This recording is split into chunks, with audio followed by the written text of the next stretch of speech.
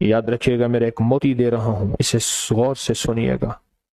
कुछ वक्त ऐसे होते हैं, कुछ घड़ियां ऐसी होती हैं, इंसान कहते हैं मेरी जिंदगी में बस अब ठोकरें ही ठोकरें हैं, मुश्किलें ही मुश्किलें हैं, हालात ही हालात हैं, परेशानियां ही परेशानी हैं, लेकिन कुदरत ऊपर से अजीब फैसले करती है।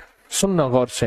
अल्लाह कहती तू फलां जगह गया था, मेरा अल्लाह कहते हैं तूने मेरा नाम आजमतों वाला सुना और पढ़ा था, मैंने उसी वक्त तेरे हक में खैर के फैसले कर दिए थे, उसी वक्त तेरे हक में खैर के फैसले कर दिए, उसी वक्त तेरे हक में खैर के फैसले कर दिए।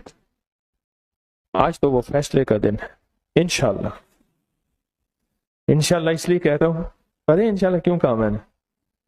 अल्लाह पाक कहते हैं मेरे बंदे, तूने मुझसे उम्मीद रखी और मेरे साथ जैसा गुमान किया, मैंने तेरे साथ वैसा मामला कर दिया। तूने गुमान किया था कि मेरी दुआ इंशाअल्लाह पूरी हो गई, तूने कहा था हो गई, तो मैंने कहा मैं भी नहीं कहा हो गई। तू कहता है नहीं हुई, तो मैं कहता ठीक है देर कर, फिर अभी जब चाहेगा हो जाएगी। तो मैंने इंशाअल्लाह इसलिए कहा कि आज हमारे हक में उसकी रहमत के फैसले हो गए इंशाअल्लाह, करम के, कुदरत के, अता के, शफकत के, मेहरबानी के, फजल के फैसले इंशाअल्लाह हो गए।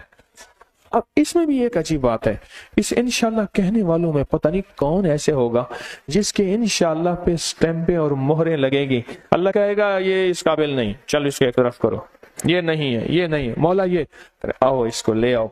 तो मौला फिर वो ये तो उसी महफिल का हिस्सा था, उसकी शान करीमी जौबन पे अल्लाह फरमाएगा तो इसकी इंशाअल्लाह कबूल है, तो इसके साथ सबकी कबूल है, इसके साथ सबकी कबूल है।